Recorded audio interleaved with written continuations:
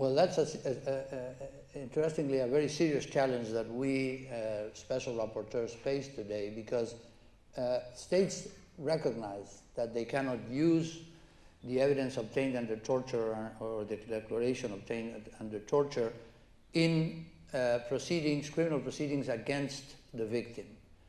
It's a very limited prohibition. And also it says evidence proven to have been obtained under torture, which puts us in a kind of a vicious circle.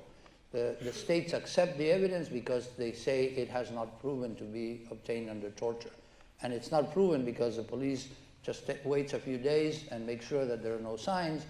And we see this everywhere. In the 4 countries that I visited, I had the same problem. Prosecutors and courts do not seriously investigate torture, and then they use the confessions and other declarations obtained because they say, but it wasn't obtained under torture because it was not proven that it was obtained under torture.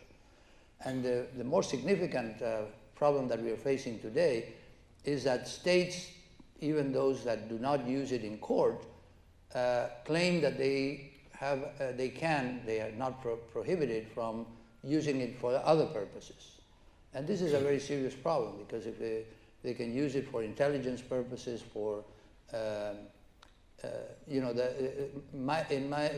what I've said and written publicly is that the object of the norm is to discourage torture. It's also, of course, to give fair trials, but the most important reason for the exclusionary rule is to provide a disincentive to torture. And if the torture has a separate incentive, okay, I won't be able to use this in court, but someone else can use it for a variety of other purposes, then that provides an incentive to torture. Now, granted, we are kind of using an expansive interpretation of the prohibition in international law, but it is an interpretation that I think is merited by the object and purpose of the treaty and the object and purpose of that particular norm.